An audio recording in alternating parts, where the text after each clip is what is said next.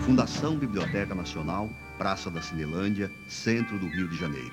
Aqui acham-se mais de 5.000 documentos do acervo de Arthur Ramos. Entre esse material, há um caderninho que registra o interesse de Arthur Ramos, aos 17 anos, pelo mundo maravilhoso do conhecimento humano.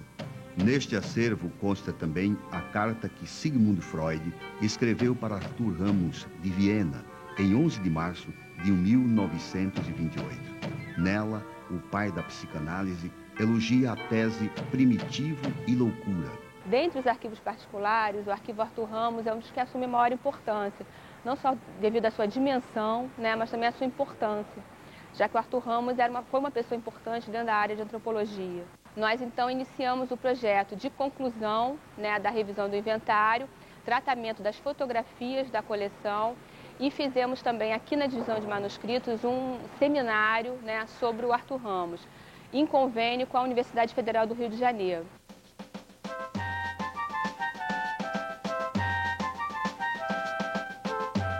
Arthur Ramos de Araújo Pereira nasceu na cidade do Pilar, às margens da Lagoa Manguaba, Alagoas, no dia 7 de julho de 1903.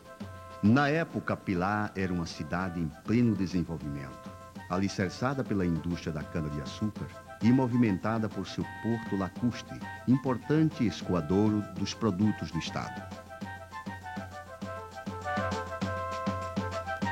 Filho do médico industrial Manuel Ramos de Araújo Pereira e Dona Ana Ramos de Araújo Pereira, Arthur Ramos era o 7º dos 8 filhos do casal.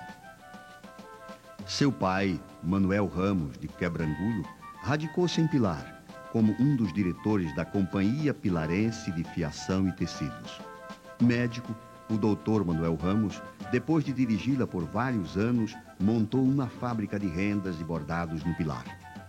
Com a explosão da Primeira Grande Guerra, de 1914 a 1918, a matéria-prima vinda da Europa escasseou a tal ponto que tornou impossível o funcionamento da fábrica. O Dr. Manuel Ramos, que antes só clinicava para o pobre, com o fechamento da fábrica, montou consultório, passando também a atender em sua residência. Sua esposa, Dona Ana Ramos, além de mãe e dona de casa, ajudava o marido como enfermeira em seus afazeres de médico.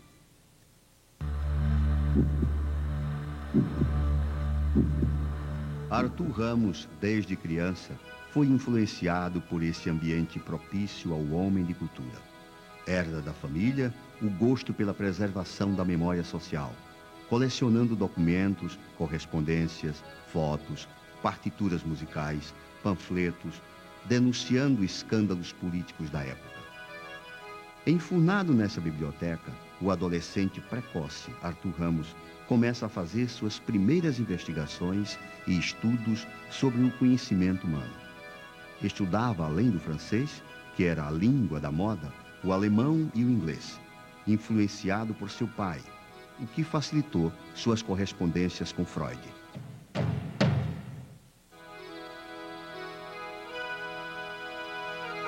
Sua cidade natal, empobrecida pela decadência da cultura canavieira e pela poluição da lagoa, não conserva mais aquela efervescência cultural de outrora.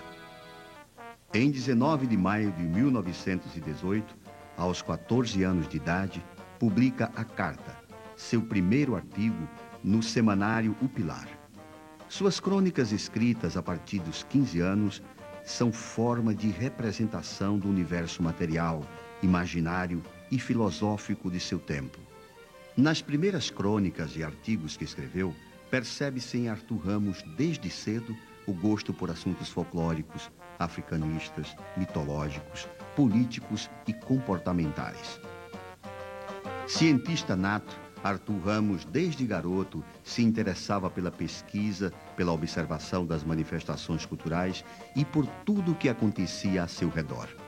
Depois de ter feito o curso primário em Pilar, Arthur Ramos vem morar em Maceió, onde inicia o curso secundário no Instituto Maceioense. No ano seguinte, matricula-se no Colégio São João, onde continua os estudos secundários até sua conclusão em 1919. Antes de completar 17 anos, inicia atividade didática. Dá um curso de português para nível primário no Colégio São João. Em Maceió, foi preparado para os exames de ingresso na Faculdade de Medicina da Bahia pelo professor Faustino Magalhães da Silveira, pai de sua grande amiga, a psiquiatra alagoana Nise da Silveira. Os dois entraram na faculdade e iniciaram a vida acadêmica estudando os princípios da psicologia, da psiquiatria e da psicanálise. Em 1921, matricula-se na Faculdade de Medicina da Bahia. Inicia sua colaboração literária nos jornais de Maceió. No ano seguinte, publica os primeiros trabalhos sobre folclore e assuntos afro-brasileiros.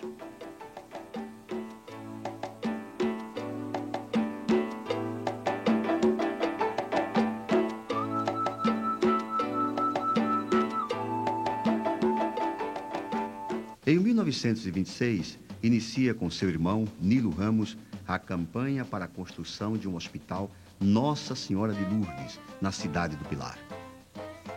Em dezembro, defende a tese de doutorado, Primitivo e Loucura, aprovada com distinção. Conclui o curso na Faculdade de Medicina da Bahia e recebe o grau de doutor em Ciências Médico-Cirúrgicas. Em 1927, é laureado com o prêmio Alfredo Brito, da Faculdade de Medicina da Bahia. Em 1º de setembro de 28, é nomeado médico legista do Serviço Médico Legal, Instituto Nina Rodrigues. Aqui ele tornou-se um brilhante estudante, tornou-se um estudioso, particularmente da cultura negra, influenciado pelo seu mestre Estácio de Lima, também alagoano como ele, que foi o continuador, segundo sucessor de Nina Rodrigues na cadeira de Medicina Legal. Arthur Ramos, através da Medicina Legal, alcançou a psiquiatria, considerado o melhor dos estudantes do seu tempo, tornou-se, em seguida, livre docente, através de um brilhante concurso. E, sob a influência da Escola Médico-Legal da Bahia, desenvolveu estudos relacionados à psicanálise, à psicopatologia forense, e aqui ele insetou os seus primeiros grandes trabalhos sobre o negro no Brasil. Ele buscava a identidade nacional, onde existiria, como existe, o relacionamento das três culturas, a cultura europeia, a cultura indígena e a cultura africana, fazendo com que fossem ressaltados os aspectos positivos, culturais, da presença do negro no Brasil.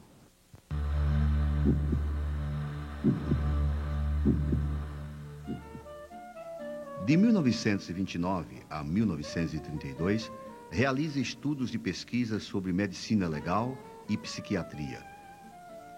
Participa de reuniões e debates científicos, colabora para os jornais e revistas científicas da Bahia e do Rio de Janeiro, faz conferências, realiza perícias de criminologia e medicina legal e publica o livro Estudos de Psicanálise. Em abril de 1933, é homenageada em Maceió por intelectuais e faz conferências na Federação Alagoana pelo Progresso Feminino e na Sociedade de Medicina de Alagoas, da qual passa a ser sócio. Convoquei as mulheres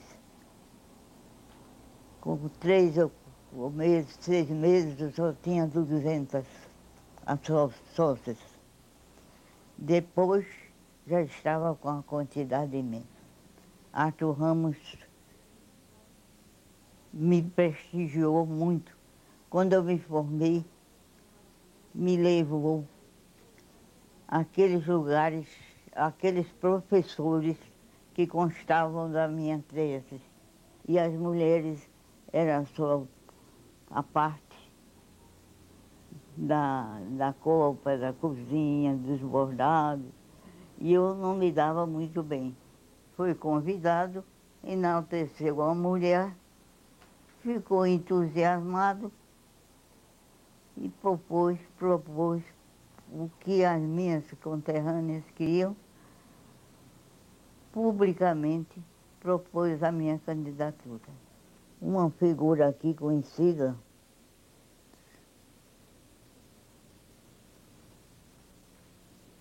entrava e cortou-lhe os vencimentos. Por quê? Para que ele não tinha certeza que ele ia brilhar no exterior. Basta subsair-se para que os galináceos cacarejantes, exasperados até o paroxismo, com tamanha infração de privilégio da madraçaria nacional. De volta a Salvador, em maio de 1933, é comissionado pelo Serviço Médico Legal da Bahia para realizar estudos e observações de medicina legal e psiquiatria no Rio de Janeiro e em São Paulo. Começa as pesquisas e estudos sobre higiene mental escolar, publicando os primeiros resultados em revistas e órgãos técnicos. E em dezembro publica O Negro Brasileiro, resultado das pesquisas procedidas no Nordeste e no Rio de Janeiro. Ele fez pesquisa de campo de tal maneira que chegou a se integrar nos candomblés da Bahia, onde ele adquiriu um status especial não me lembro agora o título que dão, mas também tomou o banho de ervas lá nas Alagoas. Naquela época de 30, havia um choque terrível entre as correntes racistas, por exemplo, né? Tinha havido a Olimpíada de Berlim, sob o comando de Hitler, e que deu aquele escândalo que o corredor americano derrotou um dolicocéfalo louro como o homem mais veloz do mundo. Quando eu prossegui no curso e já formado, voltei a assistir aulas de Arthur Ramos, foi na época em que o Brasil entrou na guerra. Ele deu uma aula que foi uma verdadeira aula magna, né? A respeito das falsidades da teoria racista, né? Da superioridade do dolicocéfalo louro, né? Isso foi uma conferência final do curso dele, antes de ir para a Europa, para a Unesco, né? Que despertou em nós uma onda de aplausos. Em 12 de fevereiro de 1935, casa-se com Luísa Galé. Na época, Arthur Ramos era solteiro e Luísa viúva do maestro Luciano Galé. De junho a dezembro de 35, continua as pesquisas sobre o negro brasileiro. Reedita o livro de Nina Rodrigues, O Animismo Fetichista dos Negros Baianos, e publica O Folclore Negro do Brasil. Em 1944, quando eu comecei este curso, tive a honra de ser aluna do professor Arthur Ramos, na cadeira de Antropologia. O curso era de 3 anos, para a formação de bacharelado, e depois o 4º ano correspondia à licenciatura. E nesses 3 anos nós tínhamos, então, Antropologia. E eu me convenço hoje de que naquele tempo nós nem tínhamos consciência do grande valor que era ele. O professor Arthur Ramos, na sua grande capacidade de nos legar aqueles ensinamentos dele.